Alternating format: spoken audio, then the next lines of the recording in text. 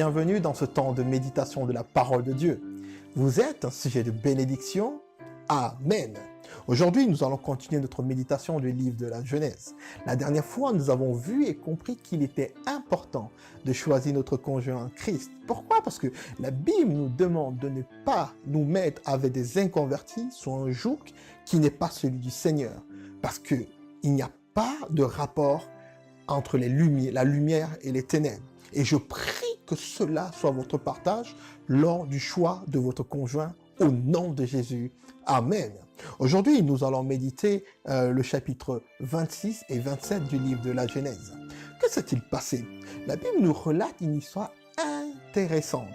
Le choix du successeur d'Isaac. Isaac se trouve devant le même challenge qu'a eu son papa Abraham. Vous savez, quand Abraham devait faire le choix de son successeur, il pensait au départ que c'était Ismaël qui devait marcher devant Dieu, qui devait en fait établir l'alliance avec Dieu. Mais Dieu avait décidé autrement. Dieu avait dit que c'était Isaac. Donc il fallait que ce soit Isaac qui soit le successeur d'Abraham et de ce fait que toute autre personne soit écartée du plan principal. Et si nous regardons comment Ismaël a fait pour s'écarter du plan de Dieu, on peut appeler ça concours de circonstances. Parce qu'il faut rappeler que Sarah demande à Abraham de se séparer de Agar et de son fils Ismaël parce que Ismaël s'est moqué d'elle parce qu'elle a eu un enfant à un âge avancé. Malgré que Abraham n'est pas content, Dieu demande quand même à Abraham de se séparer d'Ismaël. Nous pouvons appeler ça concours de circonstances parce qu'on peut se dire, si Ismaël ne s'était pas moqué de Sarah, peut-être qu'il serait resté. Mais la parole de Dieu n'appelle pas ça concours de circonstances. Dieu, dans les cieux, ils appellent ça plan de Dieu. Et nous verrons qu'il y a de nombreuses situations dans le cas d'Isaac que nous pourrons appeler également concours de circonstances, mais que les cieux appellent plan de Dieu. Alors, avant de commencer l'histoire proprement dite, il est important de rappeler que avant la naissance des jumeaux, à savoir Jacob et Ésaü, Dieu avait déjà révélé son plan à Rebecca, leur maman. Lisons. La Bible nous dit que Isaac supplia l'Éternel pour sa femme. Elle était stérile et l'Éternel l'exauça. Sa femme Rebecca tomba enceinte, les enfants se heurta à l'intérieur d'elle et elle dit: si telle est la situation, pourquoi suis-je enceinte? Elle alla consulter l'Éternel et l'Éternel lui dit: il y a 2 nations dans ton ventre et 2 peuples issus de toi se sépareront. Un de ces peuples sera plus fort que l'autre et le plus grand sera asservi au plus petit. Amen. Donc du coup, nous voyons ici que Dieu avait déjà révélé à Rebecca, leur maman, durant son temps d'intimité, son temps de prière avec Dieu, qui des deux devait prendre le relais en termes de succession. Et je pense que Rebecca ne savait pas comment la chose devait se faire. Mais nous verrons plus tard que Rebecca a joué un rôle important dans l'accomplissement du dessein de Dieu. Amen. Alors, qu'en est-il d'Isaac? Isaac n'était pas au courant. Pour Isaac, c'était automatique que le premier, le plus grand, donc celui qui est sorti en premier, à savoir Ésaü, devait être le successeur. Mais il n'en était pas ainsi. Dieu avait décidé autrement. Par contre, pour que le dessein de Dieu s'accomplisse, et pour éviter toute forme d'ambiguïté, vous êtes d'accord avec moi qu'il fallait que 2 choses se mettent en place. Il fallait que le petit frère Jacob devienne le grand frère et qu'Isaac, leur papa, le reconnaisse et bénisse Jacob, le petit frère, en tant que grand frère. C'est un peu compliqué ce que je suis en train de dire, mais tout simplement, il fallait que Jacob, qui était le petit frère, devienne le grand frère. Et la question est-ce qu'il fallait que Jacob retourne dans le ventre de sa maman avec son frère Ésaü et que lui, il sorte en premier et Ésaü sorte en second? Non. Dieu avait un plan et vous allez voir que les plans de Dieu sont parfaits. Amen. La Bible nous dit au verset 29 du chapitre 25, tandis que Jacob faisait cuire un potage, Ésaü revint des champs. accablé de fatigue. Ésaü dit à Jacob, laisse-moi manger de ce roux, de ce plat roux, car je suis fatigué. C'est pour cela qu'on m'a donné le nom d'Édom. Jacob répondit, vends-moi aujourd'hui ton droit d'aînesse. Ésaü répondit, si je vais mourir, à quoi me sert ce droit d'aînesse? Jacob dit, jure-le-moi d'abord. Il le lui jura, et il vendit son droit d'aînesse à Jacob. Amen. Donc nous pouvons voir ici que pour Ésaü, il pensait que l'acte qu'il était en train de poser était un acte qui était complètement, qui n'avait pas de sens ou qui n'avait pas d'importance. Alors que le tournant de sa destinée venait de basculer. À ce moment précis-là, Jacob demande à son grand frère de vendre le droit d'aînesse. Et quelqu'un peut se demander, mais comment Jacob a eu cette idée, cette pensée de demander à son grand frère Ésaü de lui vendre le droit d'aînesse, tandis que ce dernier lui demande de la nourriture qu'il avait préparée? Moi, je pense que ce n'est pas un concours de circonstances. C'est ce qu'on appelle le plan de Dieu. Dieu avait téléchargé cela en Jacob parce qu'il savait que Jacob avait besoin spirituellement d'être l'aîné afin de recevoir d'une manière légitime la bénédiction de leur papa Isaac. C'est exactement ce qui s'est passé. Et je pense que, Ésaü n'était pas conscient de la portée de la chose, et même Jacob lui-même n'était pas conscient de ce qui venait de se passer à ce moment-là. Dans les cieux, avant le repas, Ésaü était aîné et Jacob était le petit frère. À ce moment précis, les choses ont basculé parce que dans les cieux, Ésaü devient le petit frère et Jacob devient le grand frère. Amen. Mais il fallait une deuxième condition parce que même si dans les cieux, Ésaü était reconnu comme le petit frère et Jacob reconnu comme le grand frère, il fallait que cela soit manifeste d'un point de vue physique parce que Isaac n'était pas au courant du deal qui venait de se passer. Et d'ailleurs, nous verrons dans la suite pourquoi. Et au moment où Isaac doit faire le choix de qui sera le successeur, nous voyons en fait que Isaac automatiquement va vers son aîné, physiquement parlant, parce que spirituellement c'est Jacob l'aîné, mais il va vers son aîné physique qui est Ésaü et essaye de le bénir. Mais vous savez quoi? Il y a encore une chose importante qui va se passer. Nous appellerons ça peut-être concours des circonstances, mais les cieux appellent ça plan de Dieu. C'est quoi? Voyons ensemble. La Bible dit, Isaac devenait vieux et ses yeux s'étaient affaiblis au point qu'il ne voyait plus. Alors il appela son fils aîné Ésaü et lui dit, mon fils lui répondit, me voici. Isaac dit, je suis maintenant âgé et je ne connais pas le jour de ma mort. Prends donc tes armes, ton carquois et ton arc, va dans les champs chasser du gibier pour moi. Prépare-moi un plat comme je les aime et apporte-le-moi à manger afin que je te bénisse avant de mourir. Rebecca entendu ce que Isaac disait à son fils Ésaü et Ésaü s'en alla dans les champs pour chasser un gibier pour le rapporter. Quant à Rebecca, elle dit à son fils Jacob, j'ai entendu ton père dire à ton frère Ésaü, apporte-moi du gibier et prépare-moi un plat que je mangerai. Je te bénirai alors devant l'Éternel avant ma mort. Maintenant, mon fils, écoute-moi. Fais ce que je t'ordonne. Va me prendre 2 bons chevreaux dans le troupeau. J'en ferai pour ton père un plat comme il les aime et tu lui apporteras à manger afin qu'il te bénisse avant sa mort. Amen. Donc du coup, ici, nous voyons une chose importante, que Isaac a fait le choix de bénir son fils aîné qui est Ésaü. Mais une des particularités que nous notons ici, c'est que Isaac était aveugle. Isaac ne pouvait plus distinguer physiquement qui est le grand frère des deux parce qu'il était avant son âge. Nous pouvons dire concours de circonstances, mais les cieux disent plan de Dieu. Parce que si Isaac avait encore la capacité de voir, je pense que ça devait faire basculer le plan de Dieu. Donc Isaac ne voyait plus physiquement. Donc il devait utiliser une autre façon pour choisir qui devait être l'héritier. Amen. Alors il demande à son fils Ésaü d'aller à la chasse, de chasser du gibier et de préparer. Sa femme Rebecca est positionnée au moment précis où il est en train de donner les instructions à son fils Ésaü. On peut dire concours des circonstances, mais les cieux déclarent plan de Dieu. Pourquoi? Parce que c'est Dieu qui a permis que Rebecca se positionne à cet endroit spécifique afin de recevoir toutes les instructions et de pouvoir les réutiliser afin que le petit frère Jacob puisse recevoir la bénédiction.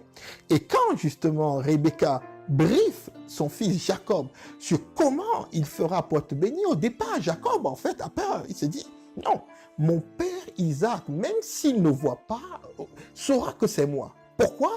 Premièrement, il reconnaîtra ma voix. Secondo, je n'ai pas le même pelage que mon frère Ésaü parce qu'il a des poils, moi j'en ai pas.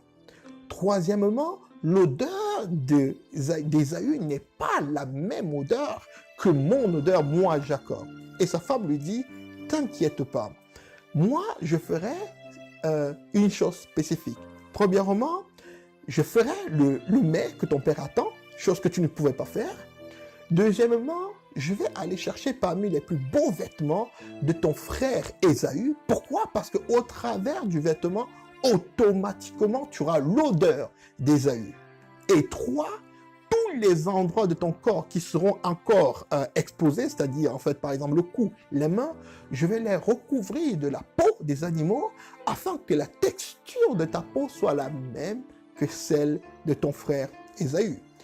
Jacob est convaincu en fait par ce plan parce que sa mère en fait lui dit que si bien même son père ne le reconnaît pas ou se rend compte de ce qui est en train de se passer, et s'il arrive qu'il soit maudit, Rebecca lui dit que la malédiction revienne sur elle-même. Alors du coup, Jacob en fait est convaincu finalement. Il attend, il va chercher en fait parmi les troupeaux des animaux. Sa maman Rebecca prépare le mets comme son père l'aimait, Isaac. Et maintenant, Rebecca envoie son fils Jacob vers Isaac pour lui donner le mets afin qu'il reçoive les bénédictions. La Bible déclare que quand Jacob est entré, Isaac a eu un petit soupçon, a eu un doute. Pourquoi? Parce qu'Isaac s'est dit, mais c'est trop court le temps entre le moment où je t'ai demandé d'aller chasser et de préparer, parce que normalement, pour chasser, il faut du temps. Mais Jacob, en fait, lui dit en fait que non, l'Éternel en fait a placé un gibier devant moi, donc du coup, j'ai eu en fait la chance d'avoir le gibier, il est vite préparé. Et Isaac s'est dit, mais attends, pendant que tu es en train de me parler là, j'entends la voix de mon fils Jacob. Pourtant, c'est mon fils Ésaü que je suis censé bénir. Alors Jacob dit, non, je suis le grand frère, je suis ton fils Ésaü.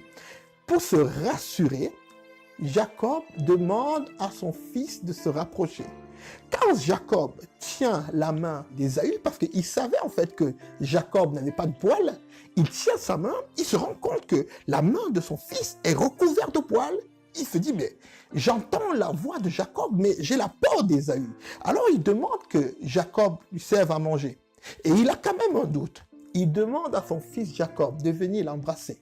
Pourquoi? Parce qu'il voulait sentir l'odeur de son fils.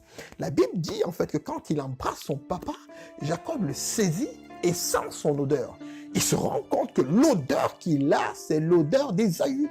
Il est toujours confus, mais malgré le fait qu'il soit confus, que la personne qui est devant lui a la voix de Jacob, mais à la texture d'Ésaü et l'odeur d'Ésaü, il se dit peut-être la voix d'Ésaü en fait, a dû changer, il ne sait pas pourquoi ou comment. Il se dit, cette personne qui est devant moi remplit toutes les conditions pour être bénie. Amen. Et la Bible dit, sur cette base-là, Isaac bénit Jacob avec toutes les bénédictions. Amen. Alors, quelqu'un peut se dire, qu'en est-il de nous? Qu'est-ce que ça veut dire? il est important de comprendre des choses.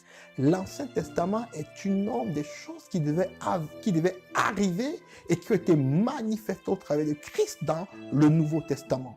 La Bible déclare dans le livre d'Éphésiens, « Mais Dieu est riche en compassion. À cause du grand amour dont il nous a aimés, nous qui étions morts en raison de nos fautes, il nous a rendu la vie avec Christ. C'est par grâce que vous êtes sauvés. Il nous a ressuscités et nous a fait asseoir avec lui dans les lieux célestes en Jésus-Christ. Amen. » Et la Bible nous dit aussi dans le livre de Colossiens, « En effet, vous avez connu la mort et votre vie est cachée en Christ. » Amen. C'est une bonne nouvelle. Pourquoi?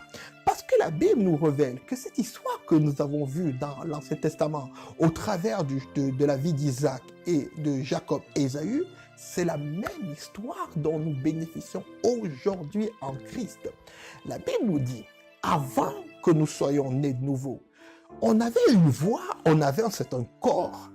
Quand nous sommes nés de nouveau, nous sommes morts et nous avons été ressuscités avec Christ et cachés en Christ. Nous sommes recouverts de Christ. Nous avons revêtu Christ. Certes, notre voix n'a pas changé, mais notre position a changé. Qu'est-ce que ça veut dire d'une manière plus concrète? Ça veut dire en fait que devant les situations, devant les maladies, devant les malédictions, devant toutes ces choses qui sont contraires au plan de Dieu dans nos vies, nous pouvons nous tenir avec autorité et leur demander de dégager. Ces situations, nous dirons peut-être, cette voix, je la reconnais, c'est la voix de tel ou de tel. Vous pourrez répondre à cette situation. Certes, la voix que tu entends est la même, mais ma position n'est plus la même. Et ça fait toute la différence. Parce que nous sommes positionnés en Christ, revêtus de Christ, nous avons toute l'autorité que Christ a eue lorsqu'il a été ressuscité des morts. Donc maintenant, nous pouvons chasser les démons. Nous pouvons parler aux maladies. Nous pouvons renverser toute forme de situation à cause de quoi? De notre position en Christ. Amen. Et ça, c'est une bonne nouvelle. Et d'ailleurs, c'est parce que nous sommes positionnés en Christ, revêtus de Christ, que la Bible nous déclare saints. Amen. Nous ne sommes pas déclarés saints à cause de nos actes, à cause de ce que nous faisons, à cause de notre style de vie. La sainteté ou le fait que nous soyons saints est une déclaration que nous avons bénéficié du fait que nous soyons complètement revêtus de Christ. C'est la raison pour laquelle ce n'est pas parce que nous avons fait le choix, par exemple, d'avoir une bonne attitude, ou pour certains souvent, de dire en fait que c'est parce qu'elles ne mettent pas de mèches. Pour les sœurs, par exemple, elles ne mettent pas de maquillage, ou je ne sais pas, qu'elles sont rendues saintes. Ce n'est pas tout ça qui nous rend saints. C'est parce que nous sommes positionnés à Christ que nous sommes saints. La Bible déclare d'ailleurs, vous êtes tous fils de Dieu par la foi en Jésus-Christ. En effet, vous tous qui avez été baptisés en Christ, vous êtes revêtus de Christ. Il n'y a plus ni juif, ni non-juif, il n'y a plus ni esclave, ni libre, il n'y a plus ni homme, ni femme, car vous êtes tous un en Jésus-Christ. Amen. Donc vous voyez ici en fait que si Dieu dit qu'il n'y a plus ni homme ni femme, est-ce que vous pensez que c'est parce que Dieu est devenu aveugle? Si Dieu dit qu'il n'y a plus ni juif ni grec, pensez-vous que Dieu n'arrive plus à faire la distinction entre un juif ou un grec, entre un homme et une femme? Pensez-vous ça? Je pense que non. Mais pourquoi Dieu subitement dit qu'il n'y a plus de juifs, il n'y a plus de grecs, il n'y a plus d'hommes, il n'y a plus de femmes? Parce que nous sommes tous cachés en Christ. Nous avons revêtu Christ. Vous avez un petit doute? Je vous ferai une démo pour que vous compreniez mieux. Je ne sais pas si vous remarquez ce que je viens de faire là. Je viens de me recouvrir d'une couette. Et imaginez en fait qu'aujourd'hui, Christ, Dieu déclare que nous avons été revêtus de Christ. Selon vous, est-ce que si j'ai du maquillage, vous réussissez à voir le maquillage? Est-ce que si j'ai des mèches, vous réussissez à avoir des mèches? Est-ce que si j'ai en fait un accoutrement quelconque, réussissez-vous à remarquer? Est-ce que vous réussissez à dire, si vous ne m'avez pas vu avant, si je suis un homme ou une femme, si je suis juif ou grec, si je suis esclave ou libre? Vous n'arrivez pas à faire la distinction. Est-ce que c'est pour autant que vous êtes aveugle? Non! Pourquoi? Parce qu'il y a un voile, parce qu'il y a un drap qui me recouvre. C'est la même raison pour laquelle Dieu déclare que devant lui, nous sommes déclarés saints, pas parce que nous avons fait quelque chose, mais parce que nous sommes revêtus de Christ. Et quand Dieu nous regarde, ce n'est pas nous qu'il voit, mais c'est Christ qu'il voit. Parce qu'à ce moment précis-là, vous ne me voyez pas moi, mais vous voyez juste un drap qui me recouvre. Amen. En fait, ce que j'ai essayé de vous montrer là tout de suite, c'est d'essayer de matérialiser le mieux possible ce que Dieu voit quand nous nous approchons de lui, ou ce que les situations voient quand on s'approche d'eux. Peut-être en fait vous n'êtes pas conscient. La Bible déclare que vous êtes positionné en Christ et vous êtes caché en Christ. Et à partir d'aujourd'hui, je prie que le Seigneur nous accorde la grâce, vous accorde la grâce d'être conscient de cette parole qui est forte de conséquences. Pourquoi? Parce qu'une fois que vous aurez compris, c'est Christ que les situations voient, je vous garantis que votre attitude devant les situations ne seront plus les mêmes. Vous pourrez vous lever avec autorité et dire aux situations, dégagez de là, et elles le feront. Pourquoi? Parce que votre identité est en Christ et vous aurez vraiment réalisé ce qui veut dire avoir l'identité de Christ. Amen. Je prie que cette parole soit votre partage et mon partage au nom de Jésus. Amen. Je vous remercie de ce temps passé pour la méditation de la parole de Dieu et vous dis à la prochaine pour un prochain temps de méditation. D'ici là, soyez infiniment bénis. Amen.